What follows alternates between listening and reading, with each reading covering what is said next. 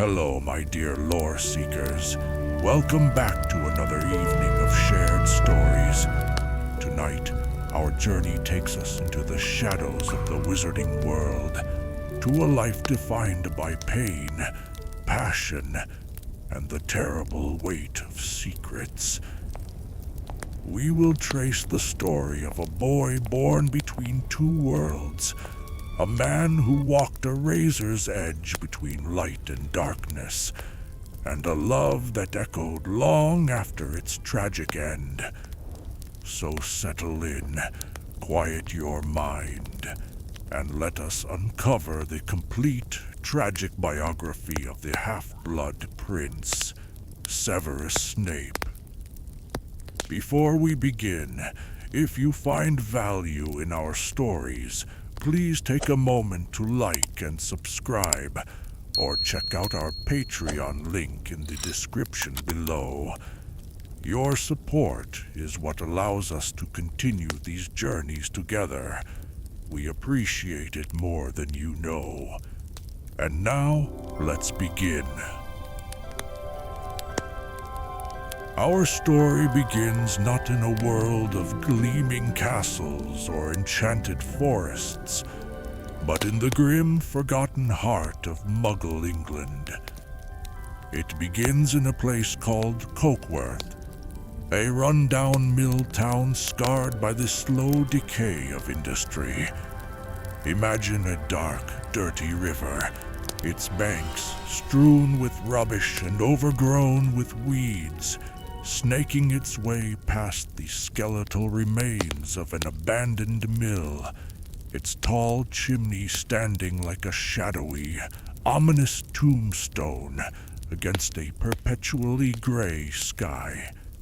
This was a landscape of neglect, a place of early industrial misery, where the air was thick with the ghosts of forgotten labor.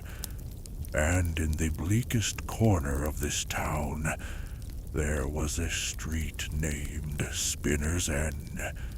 The name itself evokes images of things winding down, of threads running out. It was a street of dilapidated brick row houses, their windows dull and their futures boarded up. A place Bellatrix Lestrange would later call a Muggle dunghill. This was the world into which Severus Snape was born on the 9th of January, 1960. He was born a child of two irreconcilable worlds. His father, Tobias Snape, was a Muggle, a man of this grim, magicless town. His mother, Eileen Prince, was a pure-blood witch, a woman who had, for reasons lost to time, left the wizarding world to marry him. This union made Severus a half-blood, a status that would become a source of both secret pride and profound insecurity. A contradiction that would define the very core of his identity. He was a boy with magic in his veins, born into a world that had none, in a house that had no love. The house on Spinner's End was not a home. It was a cage of misery. The memories that Severus would later try so desperately to hide, the ones Harry Potter would glimpse in the shimmering depths of the Pensieve, paint a stark and brutal picture of his childhood. One of the most telling fragments is of a small, dark-haired boy crying in a corner, while a man with a hooked nose shouts at a cowering woman. This was the daily reality of the Snape household, a battleground of resentment and fear. Tobias Snape was, by all accounts, a neglectful and possibly violent man. Young Severus, when trying to explain his father to a curious Lily Evans, would later say that Tobias doesn't like anything much, a child's simple summary of a man consumed by a pervasive and bitter negativity. Whether this anger stemmed from the discovery of his wife's magical nature, the frustrations of poverty, or some deeper malice, the result was the same: a home filled with shouting and unhappiness. Eileen Prince, the pure-blood witch, was trapped. We see her in that memory as a frightened, browbeaten woman, a far cry from the captain of the Hogwarts Gobstones team she had once been. Her marriage to a muggle had likely estranged her from her wizarding family, leaving her isolated and powerless in a world she did not belong to. This environment of neglect and abuse left its physical and psychological marks on young Severus. He is described as a child who was unwashed, with sallow skin and greasy shoulder-length black hair that framed his face like dark curtains. His clothes were ill-fitting and so mismatched that the effect looked deliberate, a walking testament to the lack of care he received. He was a boy who looked and felt utterly uncared for. Hogwarts, for him, was not just a school. It was an escape. It was a promise of a place where he might finally belong. A true home. A desire he shared with two other lonely boys who would become his greatest foils, Tom Riddle and Harry Potter. The trauma of this upbringing forged in him a bitter disposition, a sharp defensiveness, and a deep-seated disdain for the Muggle world that he associated with his father's cruelty and his own powerlessness. But even in the grim landscape of Cokeworth, a single point of light appeared. Her name was Lily Evans. Severus first saw her on a nearby playground, a girl with fiery red hair and eyes of a startling, brilliant green. He watched her from a distance, hidden behind a clump of bushes, not as a mere observer, but as a fellow exile who recognized his own nature in another. He saw her perform small, unconscious acts of magic-making, a flower in her palm open and close its petals like a bizarre, many-lipped oyster, and in that moment, he was not alone. His approach was clumsy, born of years of isolation. He jumped out from behind the bushes, startling Lily and her older sister Petunia. With a nervous excitement he couldn't contain, he whispered the words that would change both their lives. "I know what you are. You're a witch." Lily at first was offended, taking it as an insult. Petunia, ever disdainful, recognized him as that Snape boy from the poor side of town, from Spinner's End. It was here, in this first interaction, that the battle lines of Snape's life were drawn. In his desperation to connect with Lily, he lashed out at Petunia with the prejudice he had learned at home. "Wouldn't spy on you anyway," he said spitefully. "You're a muggle." It was a clumsy, hurtful defense, a way of elevating himself and Lily by denigrating the ordinary world that had caused him so much pain. Despite this awkward beginning, a friendship blossomed. For Lily, a muggle born with no knowledge of her own abilities, Severus became her guide. He was her Hagrid, her first magical friend who opened the door to a world she never knew existed. He explained everything: the existence of Hogwarts, the nature of magic, the dark creatures that lurked in the shadows, like the Dementors of Azkaban, a conversation Petunia would later recall with a shudder. For Severus, this friendship was more than a connection. It was a lifeline. Lily was the first person to show him genuine kindness and acceptance. She was the solitary candle in the profound darkness of his young life. In her presence, the neglected boy from Spinner's End could share his deepest secret, his magic, and be seen not as strange or dirty, but as special. His feelings for her, born of this profound gratitude and shared identity, quickly deepened into a quiet, all-consuming love.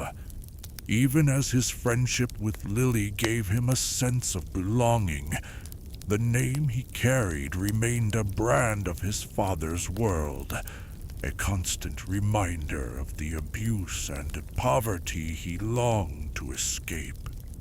His mother's name, however, was different: Prince. It was a name of power, of nobility, of a pure-blood wizarding lineage that connected him to the world where he truly belonged. It was in the quiet solitude of his own mind, a mind already turning towards invention and secret knowledge, that he performed his first great act of self-creation. He forged a new identity, a secret nickname that was both a rejection of his past and an assertion of his future. He called himself the Half-Blood Prince.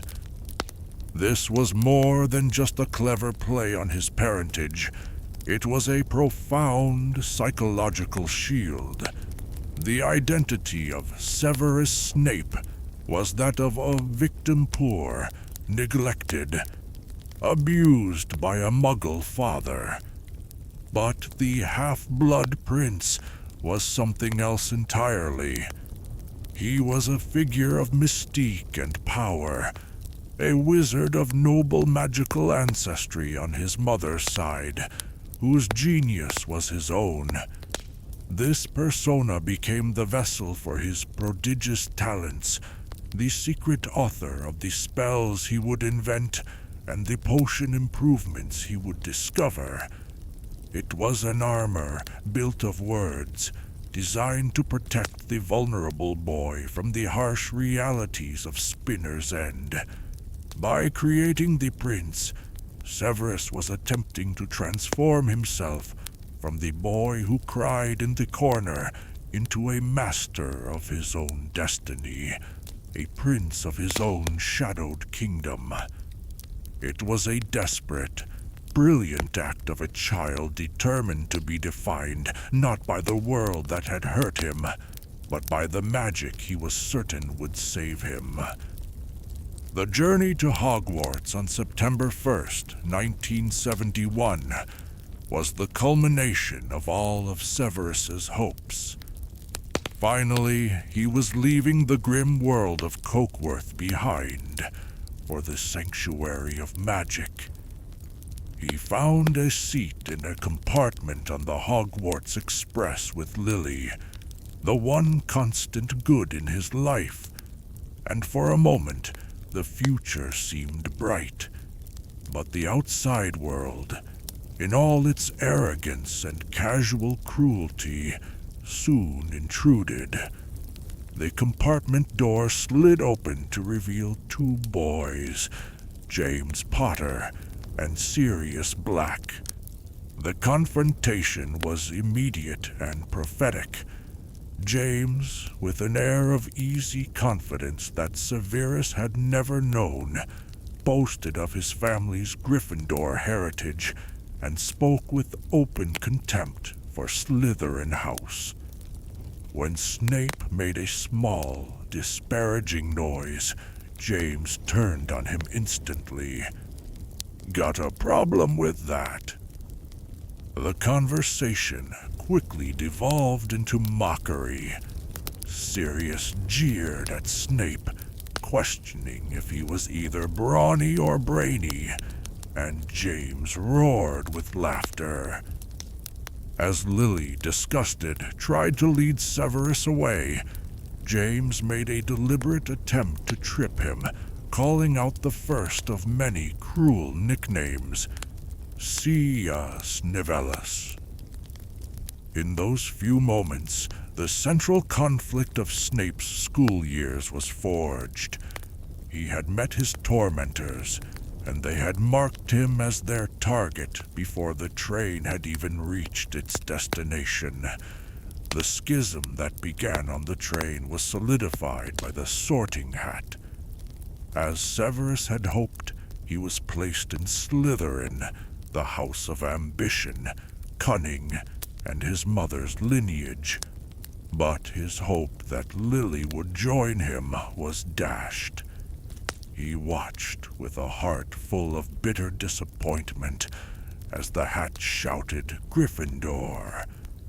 For her, she went to join the cheering table of his newfound enemies, James and Sirius. The one person who had been his anchor was now separated from him by the ancient, unbreachable walls of house loyalty. He was, once again, alone. Severus's new home was deep within the dungeons of the castle. The Slytherin common room was a long, low-ceilinged chamber that extended underneath the great lake. Its walls were of rough, damp stone, and round, greenish lamps hung from the ceiling on chains, casting an eerie, aquatic light throughout the room. The atmosphere was one of grandeur, not comfort, with elaborately carved mantelpieces and high-backed chairs silhouetted against the fire.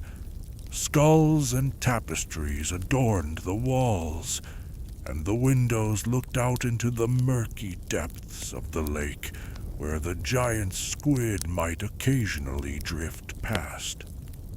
It was a space that had a spooky beauty, like a mysterious underwater shipwreck. This cold, isolated, and shadowy environment was a perfect reflection of Snape's own internal landscape.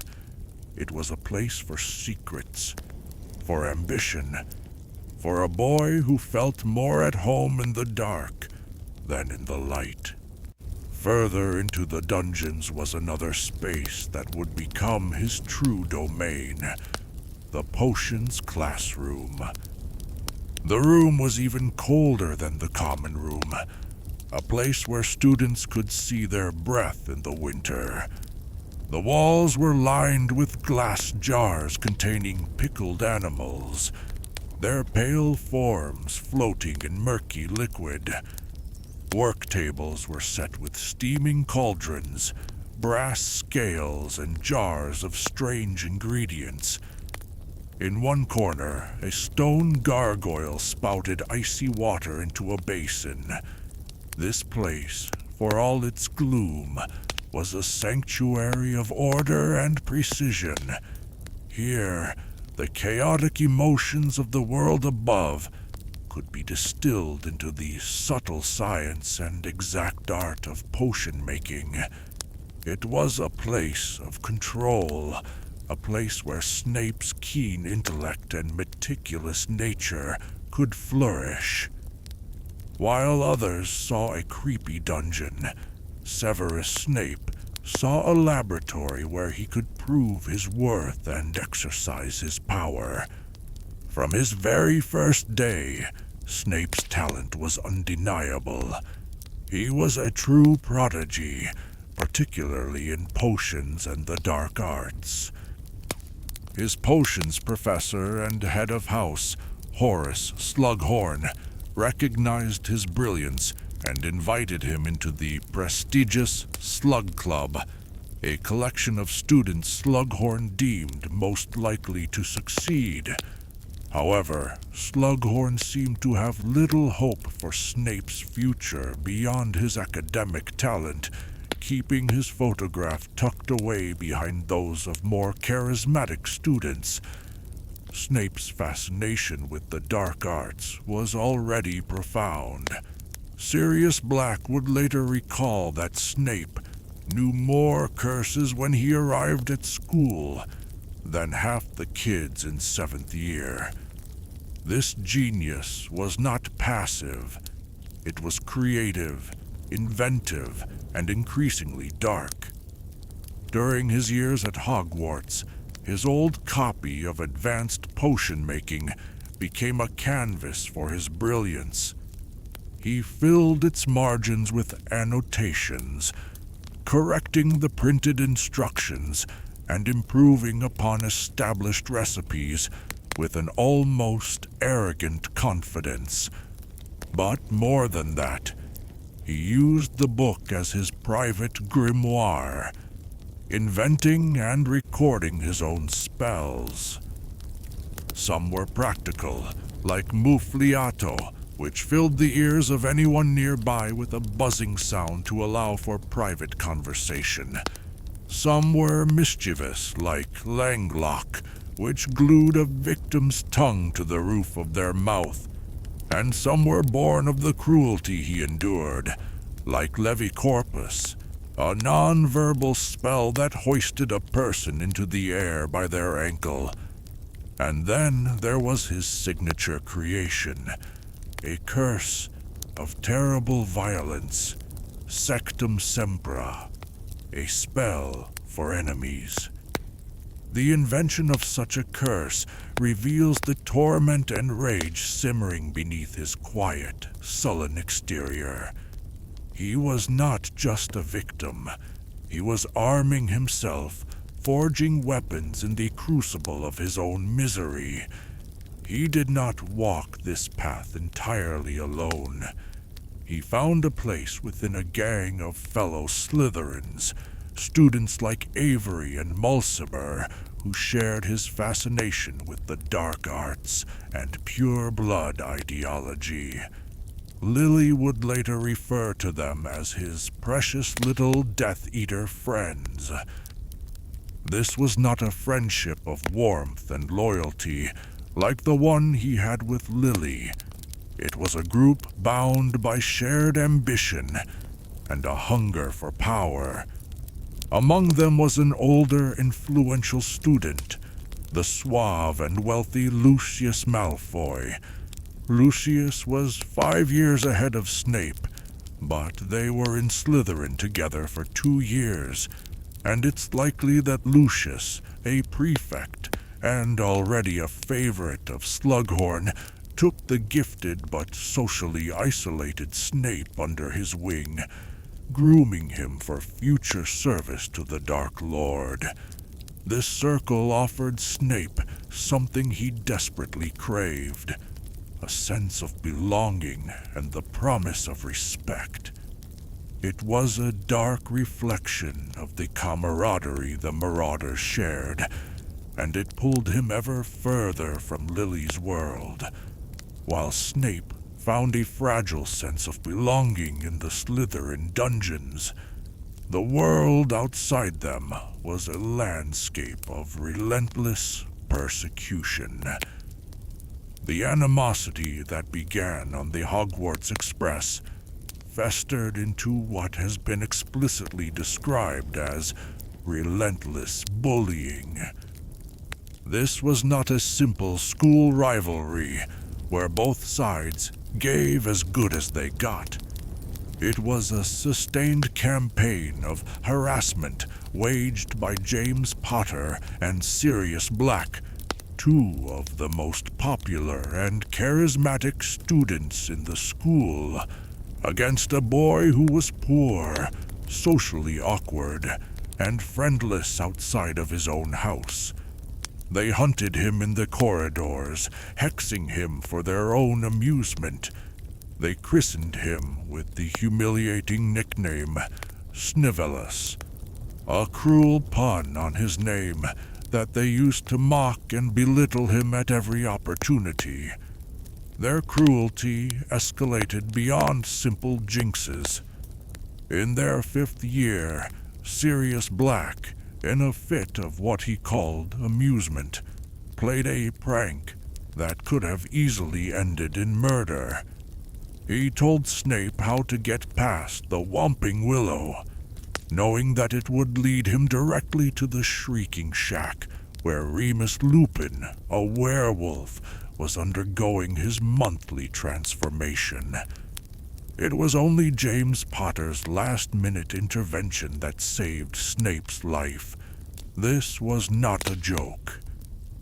It was a potentially fatal trap, and Dumbledore's subsequent decision to swear Snape to secrecy about Lupin's condition, rather than punishing Sirius, would have only deepened Snape's sense of injustice and isolation. The apex of this torment, the moment that would be seared into his mind as Snape's worst memory, occurred after their defense against the Dark Arts OWL exam. By the lake, in front of a crowd of watching students, James and Sirius cornered him.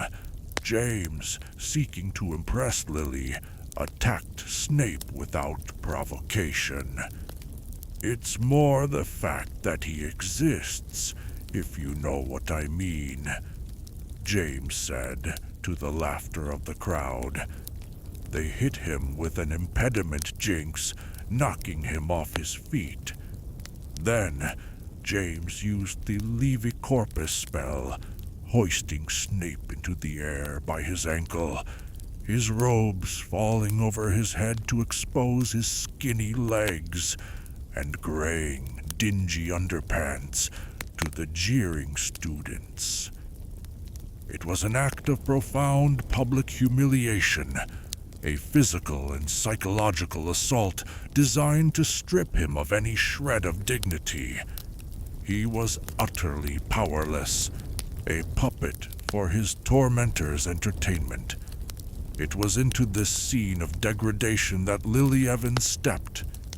"Leave him alone," she demanded of James, her voice cold with dislike. But James, arrogant and entitled, saw only an opportunity. He offered to stop tormenting Snape, but only if she would agree to go out with him. He was using Snape's humiliation as a bargaining chip for a date.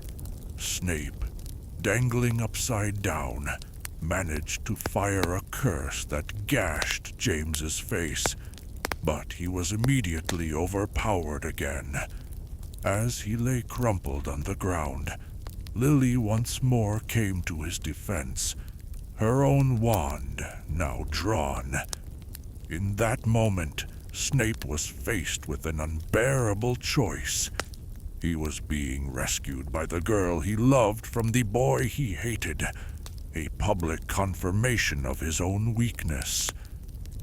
The shame, the rage, the years of accumulated bitterness and humiliation boiled over.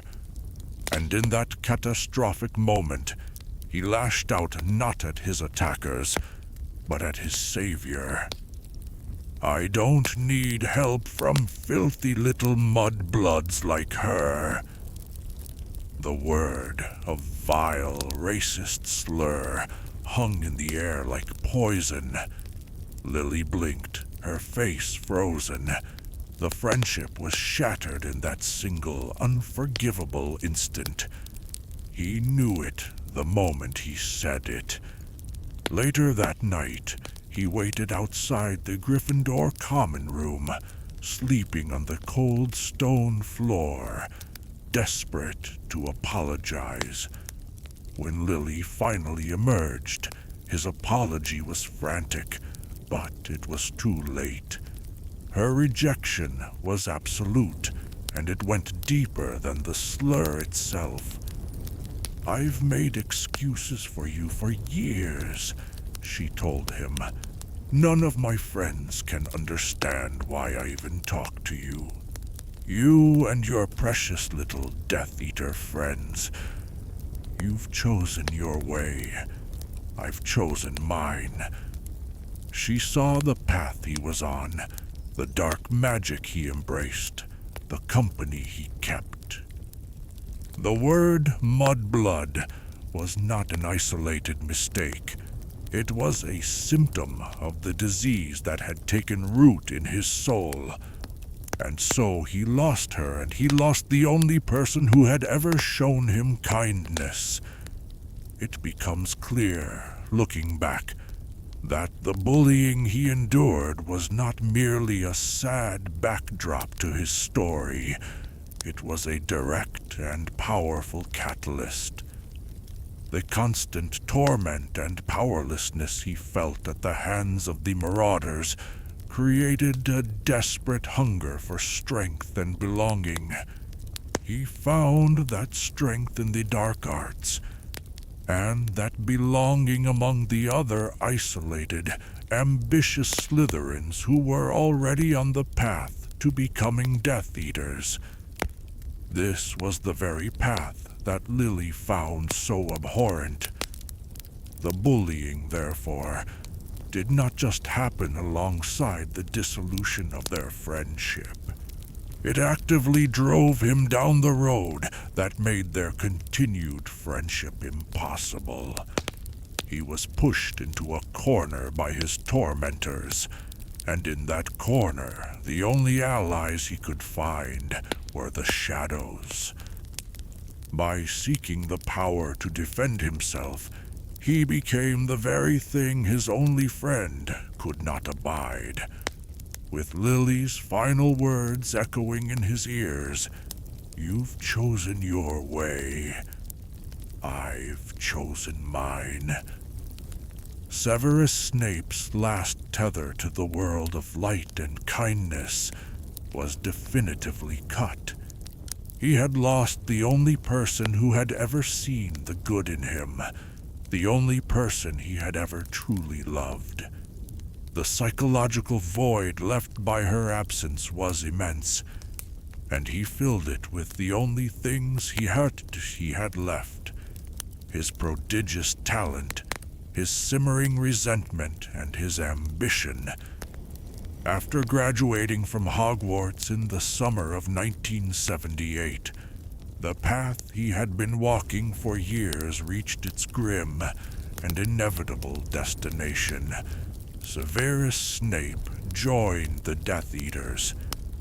His motivations were a dark cocktail of trauma and desire. He was like many insecure and vulnerable people, craving membership in something big and powerful, something impressive. The Death Eaters offered exactly that. They were a brotherhood, a powerful and exclusive club that promised status, respect, and, most importantly, power. For a young man who had grown up poor, neglected, and relentlessly bullied, the allure was irresistible. This was his chance to finally strike back at a world that had only ever shown him contempt. In his profound immaturity and blindness, he even harbored a foolish hope that this display of power might somehow impress Lily, never truly understanding her deep-seated aversion to the dark world he was so drawn to. He wanted Lily, and he wanted the power offered by the Death Eaters, failing to see that the two were mutually exclusive. The late 1970s marked the height of the First Wizarding War, and Snape was now a foot soldier in Lord Voldemort's army. While he may not have been part of the Dark Lord's inner circle, a place reserved for fanatics like Bellatrix Lestrange or aristocrats like Lucius Malfoy, his exceptional skills in potions and the dark arts made him a valued asset. He was now part of a violent, supremacist organization dedicated to the subjugation of Muggles and the persecution, if not outright elimination, of Muggle-borns. He had joined a cause that fundamentally sought to destroy people like the woman he loved. This was the central, tragic contradiction of his life, a moral dissonance he was able to maintain only by seeing Lily as an exception, a magical being so special that the vile ideologies of his new comrades simply did not apply to her. He was living a lie, not just to the world, but to himself. His career as a Death Eater, and indeed the entire course of the wizarding world, pivoted on a single, fateful night in early 1980. Snape was at the Hogshead Inn, a grimy pub in Hogsmeade, possibly on a mission for his master or simply seeking a moment's solitude. It was there that he overheard a job interview taking place between Albus Dumbledore and a prospective divination teacher, Sybil Trelawney. As Trelawney fell into a genuine prophetic trance, Snape pressed his ear to the door and caught the beginning of her prediction. The one with the power to vanquish the Dark Lord approaches, born to those who have thrice defied him, born as the 7th month dies. He was discovered and thrown out by the barmen before he could hear the prophecy's conclusion. But he had heard enough. In an act of what he believed to be loyal service, an attempt to prove his worth and curry favor with his master, he rushed to Lord Voldemort and relayed the precious information he had gathered. It was the single greatest mistake of his life, an act of ambition that would directly lead to the death of the only person he had ever loved. The consequences of his action unfolded with sickening speed. Lord Voldemort, obsessed with his own mortality and any threat to his power, took the prophecy with the utmost seriousness. He began to hunt for the child it described. There were two possibilities: Neville Longbottom, a pureblood, and Harry Potter, a half-blood. Voldemort, seeing a dangerous parallel to his own half-blood heritage, chose to target the Potters. When this news reached Snape, the fragile reality he had constructed for himself shattered. The abstract ideology of the Death Eaters suddenly became a concrete and immediate threat to Lily. In a state of sheer terror, he went to the Dark Lord and made a desperate, selfish plea. He begged Voldemort to spare Lily's life.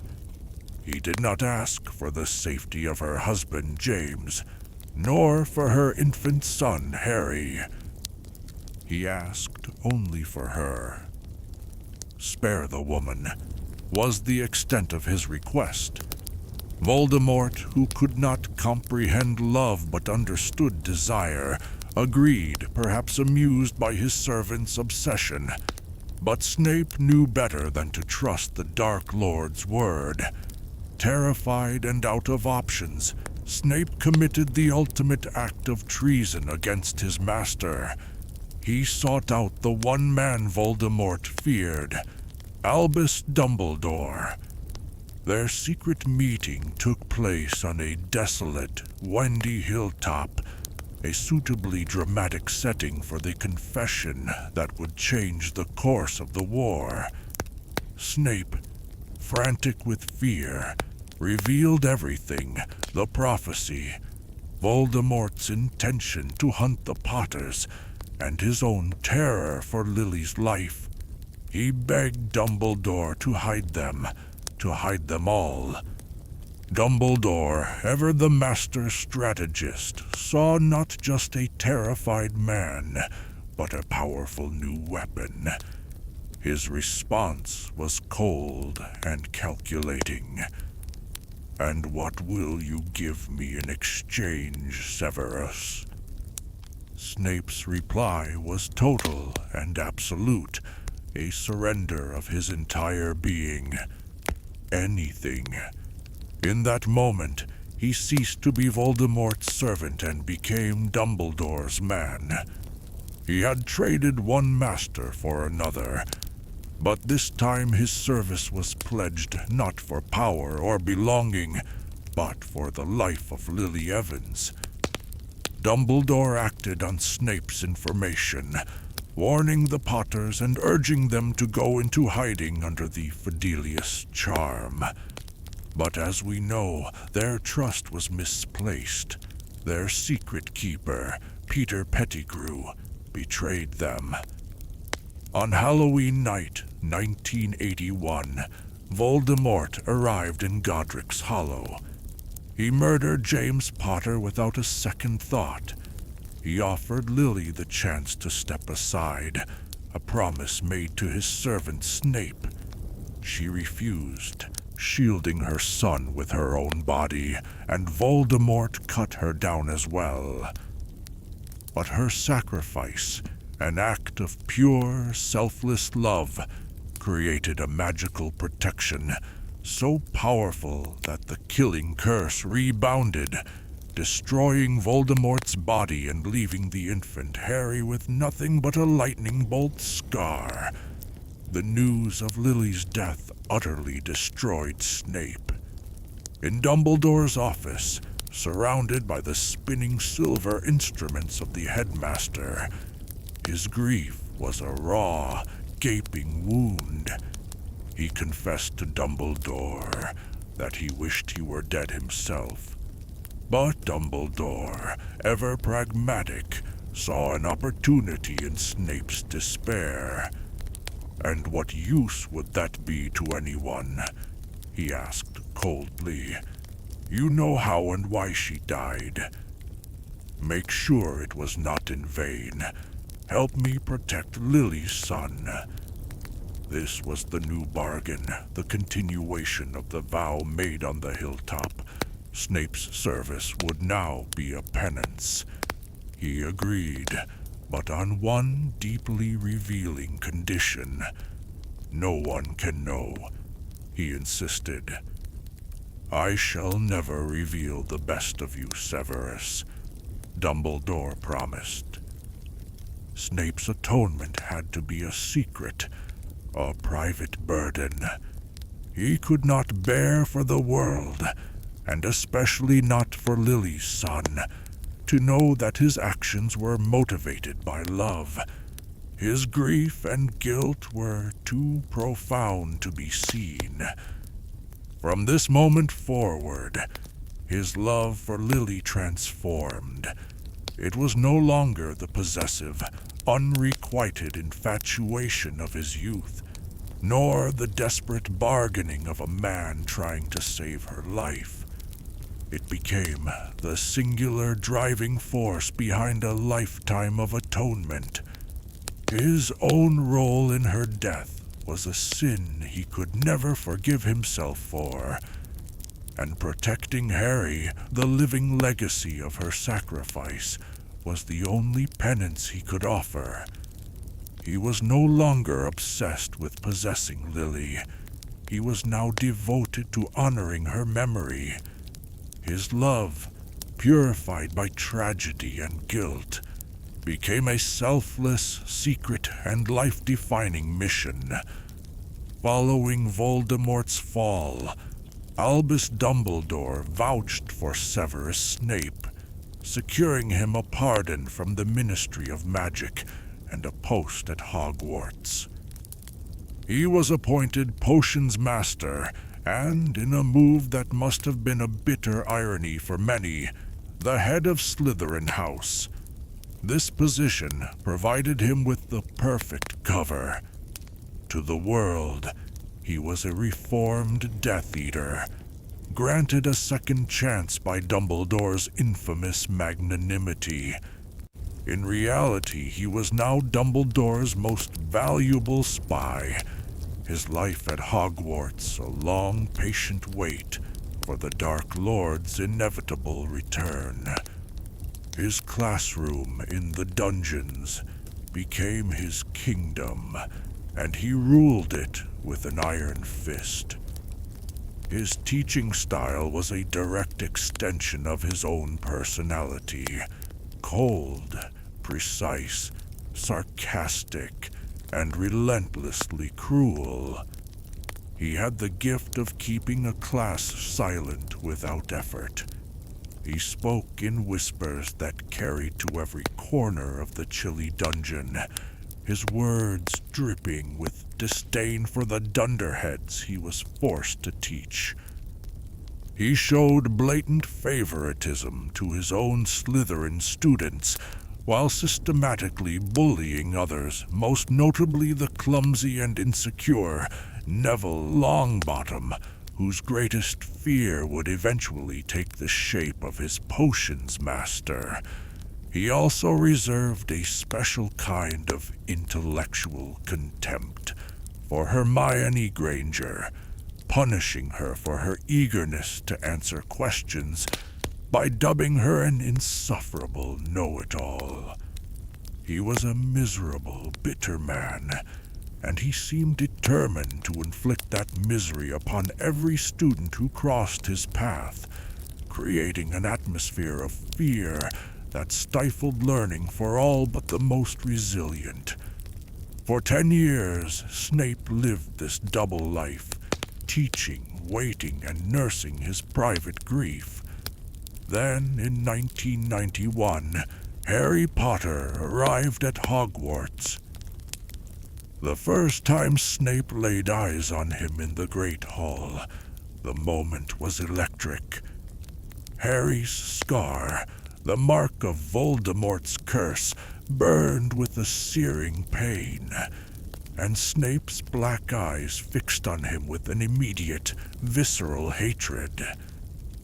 The arrival of this boy plunged Snape into a daily psychological torment.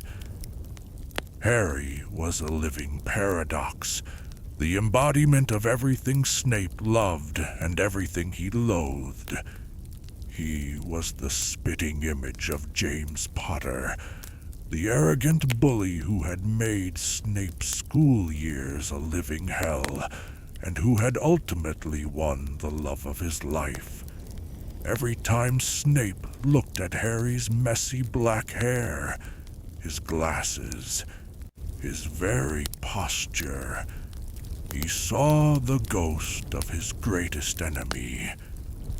But then, Harry would look up, and Snape would be confronted with Lily's eyes, the brilliant, almond-shaped green eyes that were the last thing he had begged Voldemort to spare, and the first thing he remembered from the playground in Cokeworth.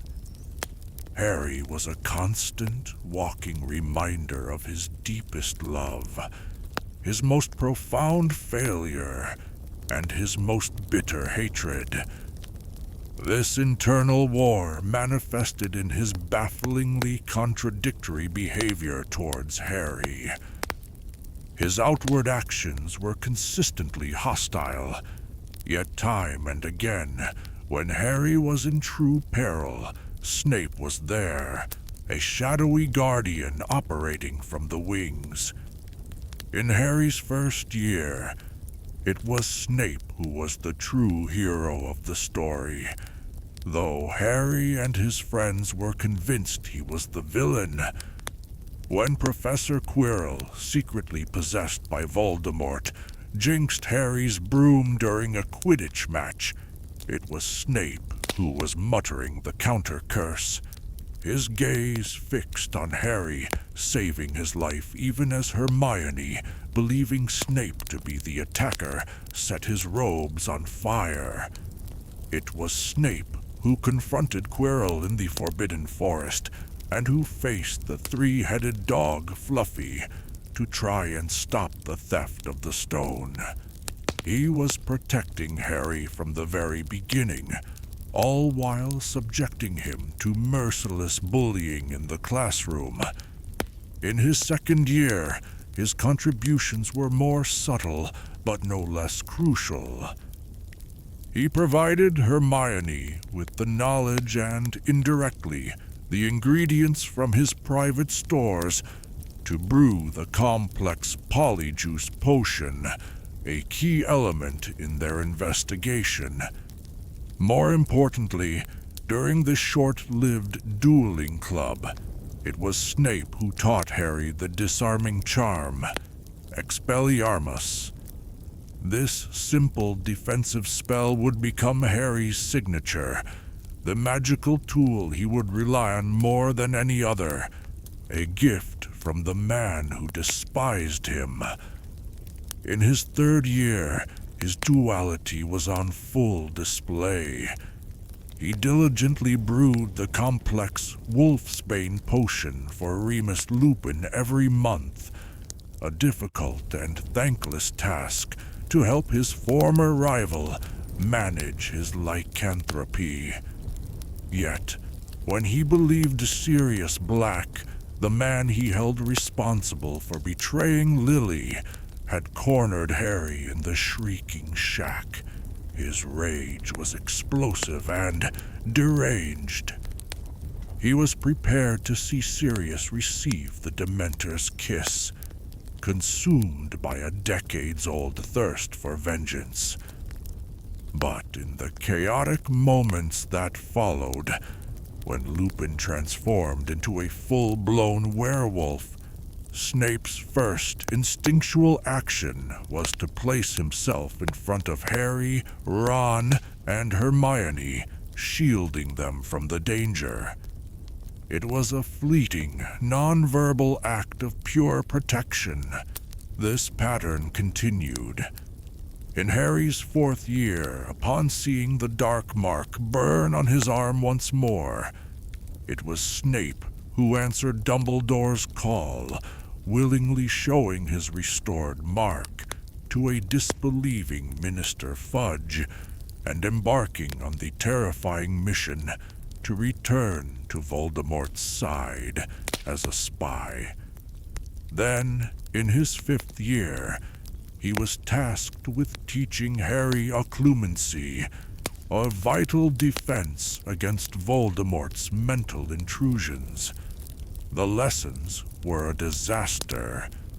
Snape's inability to see past James and Harry, and Harry's own refusal to trust Snape, created a toxic environment of mutual antagonism.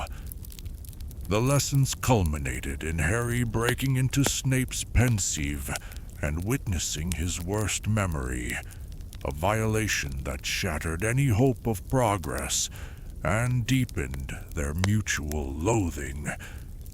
Snape's treatment of Harry can only be understood as the external manifestation of a deep, internal conflict. He was a man at war with himself, and Harry was the battlefield. When he looked at Harry's face, he was confronted with the ghost of James Potter. In those moments, all his unresolved trauma, his bitterness over years of bullying, and his jealousy over Lily came rushing to the surface. His verbal abuse, his unfair detentions, his constant belittling, these were all acts of vicarious punishment. He was hurting the son to get back at the father he could no longer touch. He was, in his own damaged way, replaying the power dynamics of his youth. But this time, he was the one in control. But then, Harry would be in mortal danger, or he would look up and catch Snape's eye, and in that flash of green, Snape would see Lily. He would see the woman whose memory he had sworn to honor, the woman for whom he was enduring this life of constant danger and isolation. In those moments, his vow to Dumbledore and his deep-seated guilt would take over. He was no longer punishing James's son. He was protecting Lily's. This was not simple hypocrisy. It was the behavior of a man whose psyche had been fractured by trauma and grief. He was forced, day after day, to be the guardian of the living symbol of both his greatest love and his deepest, most abiding hatred. As the Second Wizarding War began in earnest with Lord Voldemort's return to power, Severus Snape's role became infinitely more perilous. He was now a redoubled agent, a spy playing the most dangerous game imaginable. He had to serve two masters: Dumbledore, who demanded his absolute loyalty in secret, and Voldemort, who demanded his absolute obedience in public. His survival and the survival of the Order of the Phoenix depended on his ability to navigate this treacherous tightrope.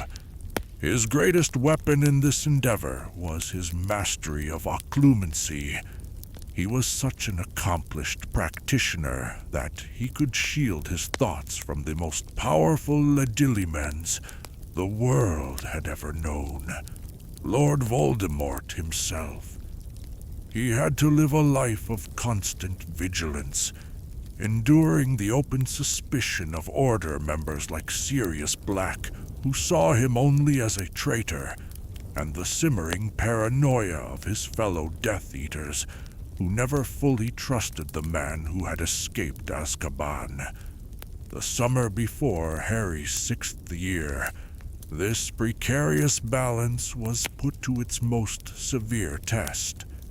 The scene unfolded in the dreary, neglected house on Spinner's End, the place Snape still called home. Two visitors arrived under the cloak of darkness. Narcissa Malfoy, her face etched with fear, and her sister, the fanatical Bellatrix Lestrange, her eyes burning with suspicion. Narcissa was desperate. Voldemort had given her son, Draco, an impossible and almost certainly fatal task as punishment for Lucius Malfoy's failures at the Ministry of Magic. She had come to Snape, her husband's old friend, to beg for his help. Bellatrix, however, was there to challenge him. She distrusted Snape, questioning why he had not returned to the Dark Lord's side immediately after his resurrection, and how he had managed to remain in Dumbledore's confidence for so long. What followed was a masterclass in manipulation and deception. Snape, with cold, calculated precision, dismantled every one of Bellatrix's accusations.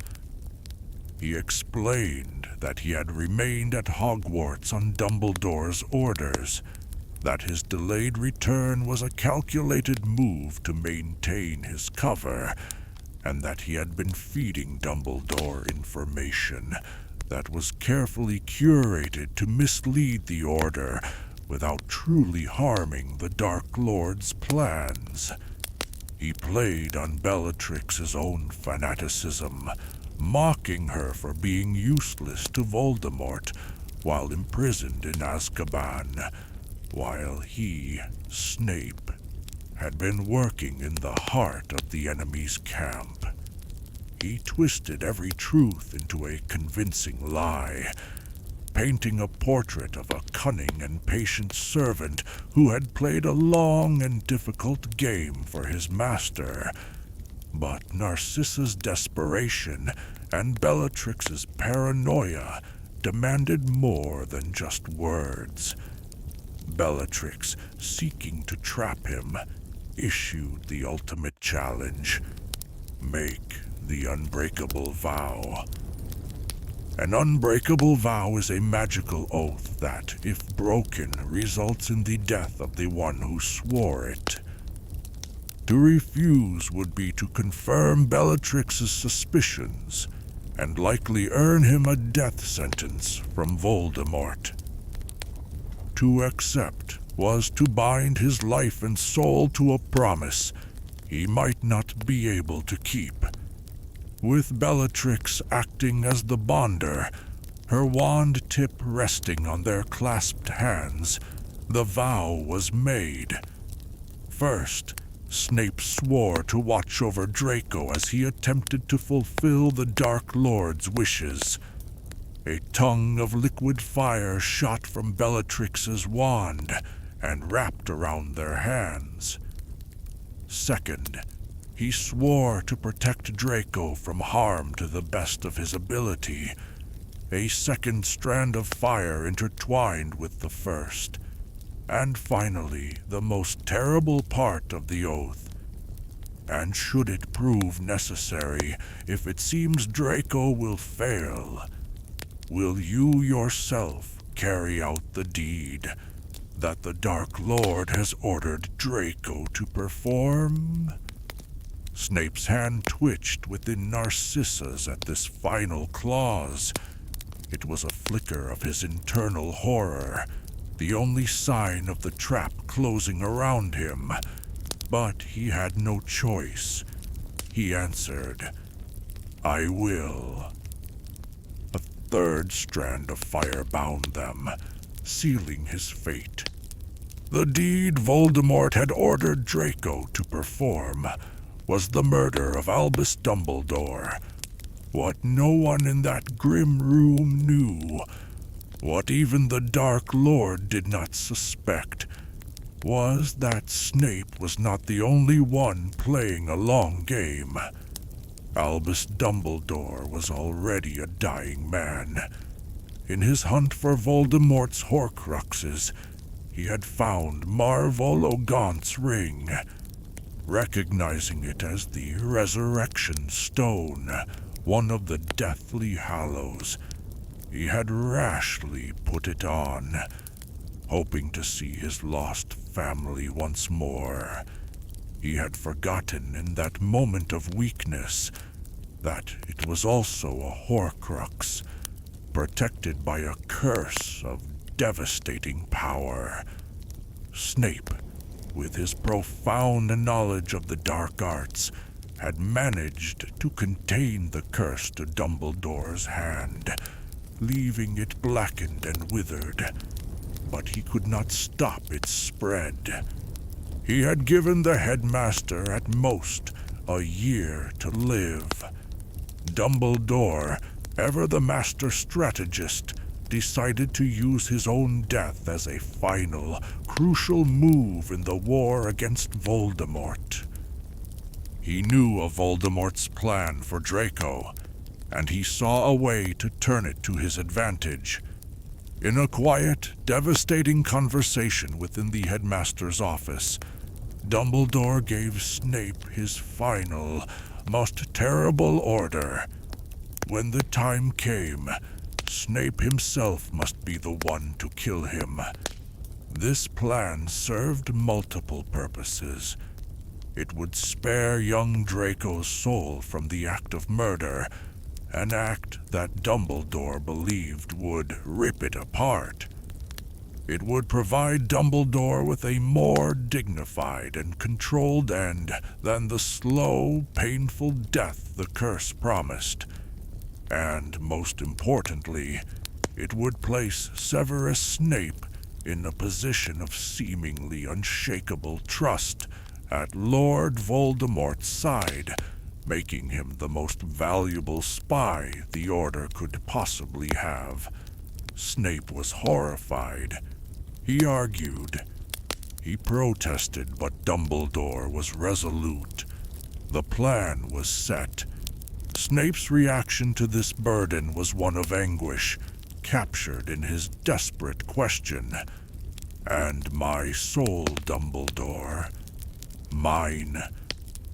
He was being asked to commit the ultimate act of darkness, to become a killer in the eyes of the entire world, to damn his own soul in the service of the greater good.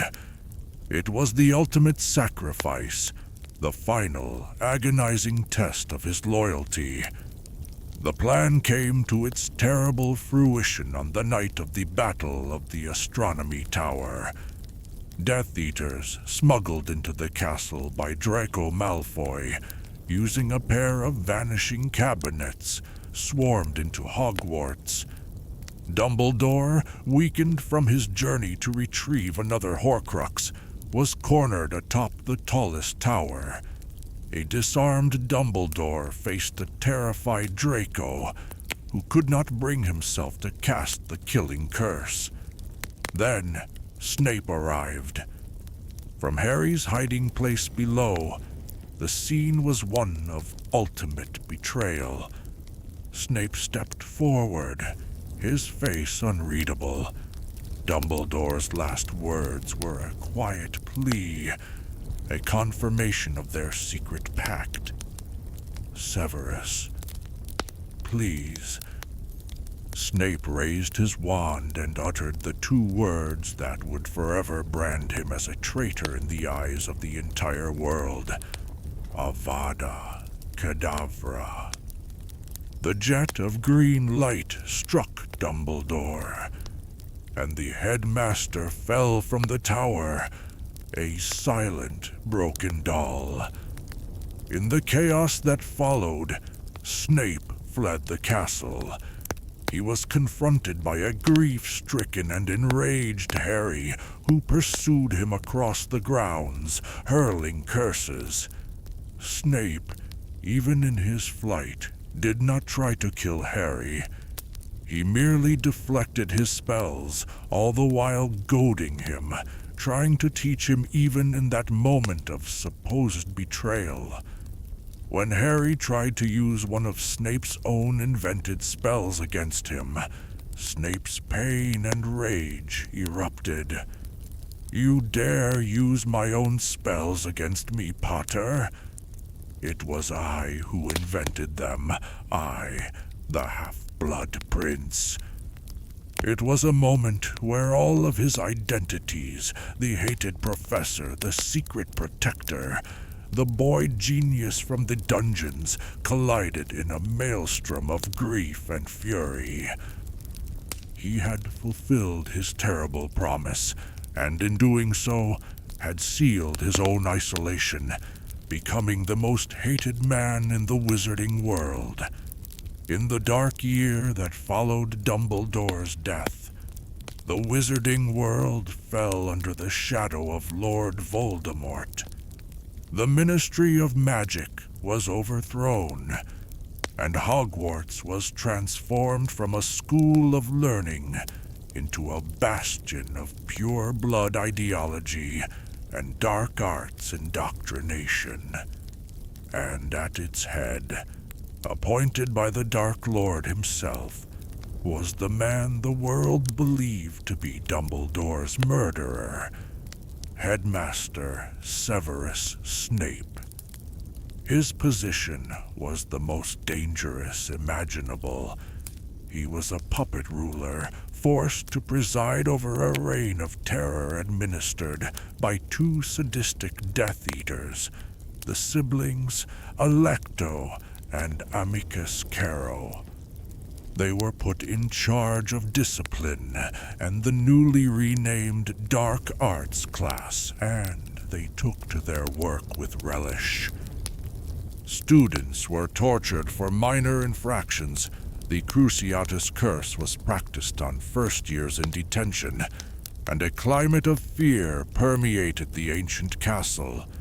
Yet, from his position in the headmaster's office, Snape waged a secret, subtle war of resistance. He was walking a razor's edge, forced to maintain his cover as a loyal Death Eater while trying to protect the students under his charge. His influence was limited.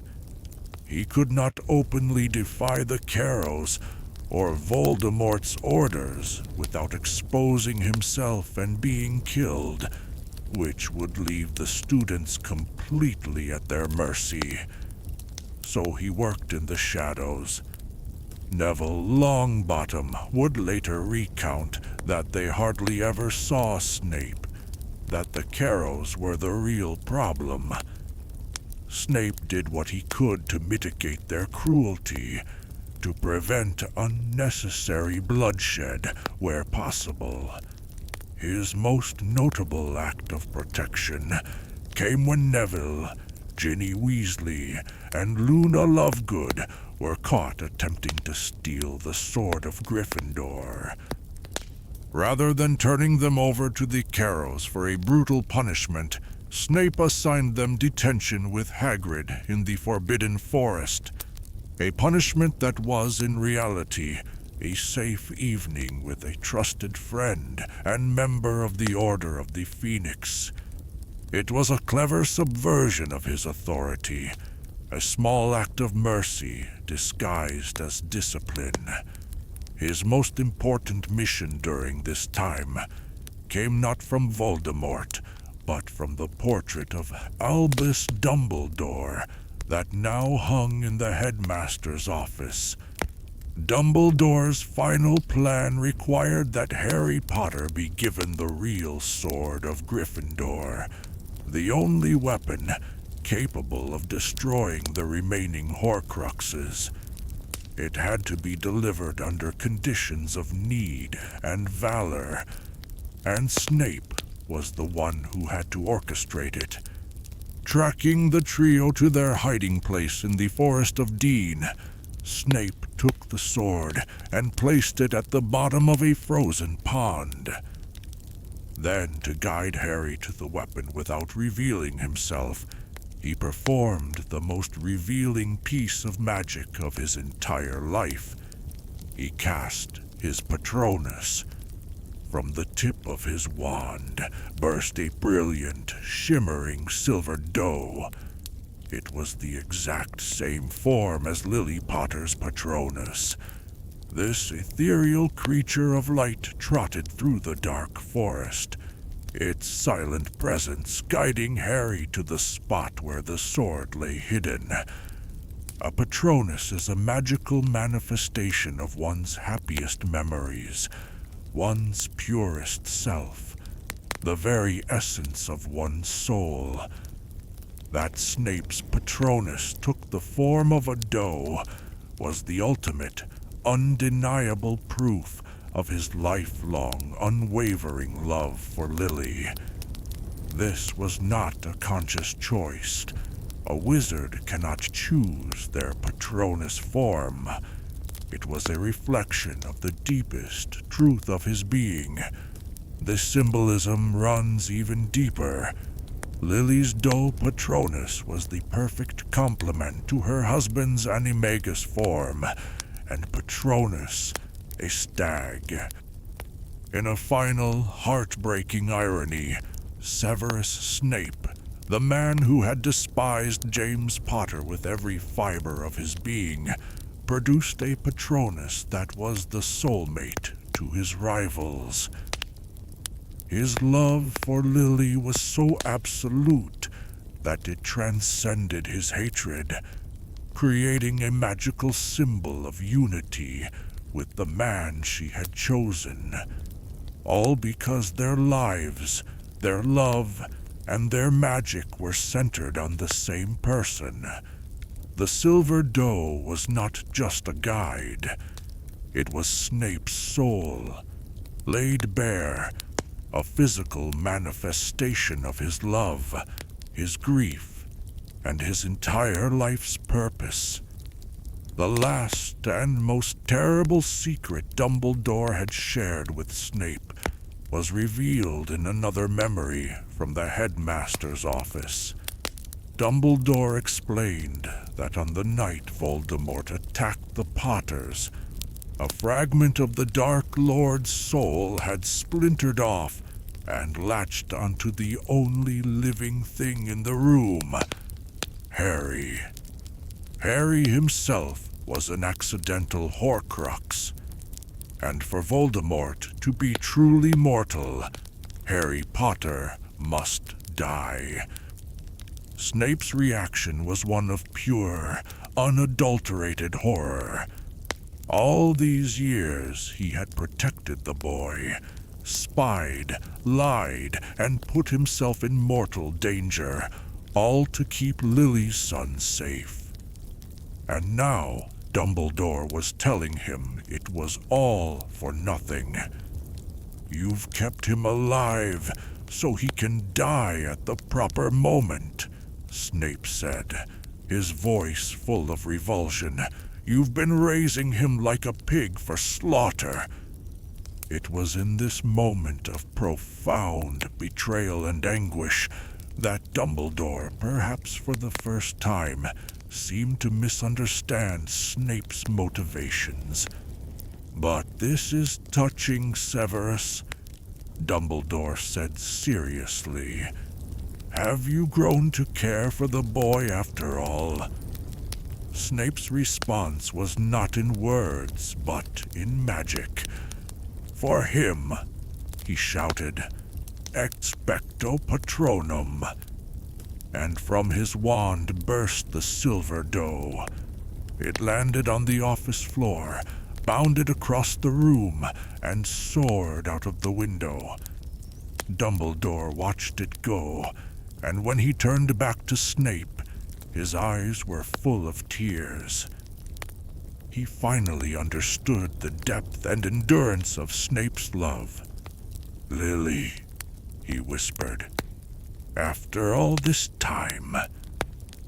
Snape's reply was a single word, a word that encapsulated 17 years of secret pain, loyalty, and devotion. A word that defined his entire existence. Always. Snape's end came on May 2nd, 1998, during the height of the Battle of Hogwarts. It came not in the heat of battle, not at the hands of an enemy he was fighting, but in a cold, calculated act of murder based on a fatal misunderstanding. Lord Voldemort summoned Snape to the Shrieking Shack, the very place where his life had almost ended years before. Voldemort was frustrated. The Elder Wand, the most powerful wand in existence, which he had taken from Dumbledore's tomb, was not giving him its full allegiance. He had come to a conclusion. The wand's loyalty passed to the wizard who killed its previous master. Snape had killed Dumbledore, therefore Snape was the true master of the Elder Wand. To command its power, Voldemort believed he must kill Snape. It was a final, tragic irony. Snape was about to die for a power he had never possessed, based on a plan Dumbledore had orchestrated to protect the wand's true lineage. Without a flicker of remorse, Voldemort commanded his snake, Nagini, to attack. The great serpent struck again and again, its fangs sinking into Snape's neck. Voldemort then departed, leaving his once valued servant to bleed to death on the dusty floor. As Harry, Ron, and Hermione reached him, Snape was dying, blood gushing from his wounds. In his final moments, he saw Harry.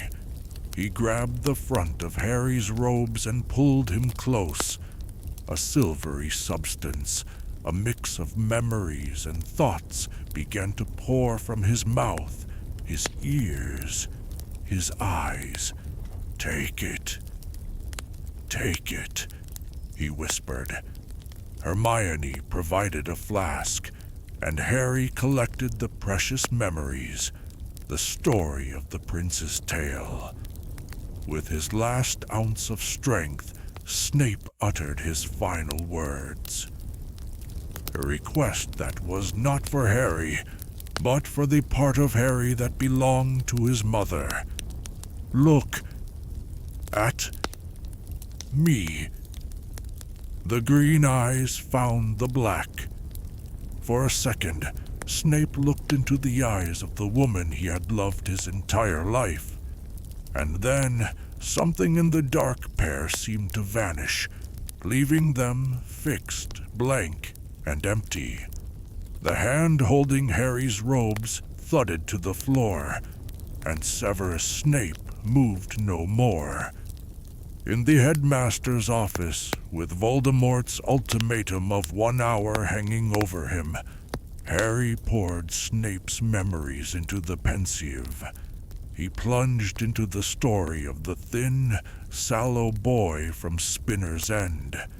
He saw the friendship, the bullying, the terrible mistake, the vow of atonement, the years of secret protection, the agonizing burden of Dumbledore's plan, and the profound, enduring love for his mother.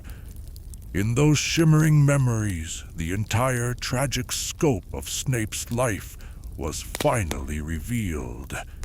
He was not a pantomime villain. He was not a simple hero.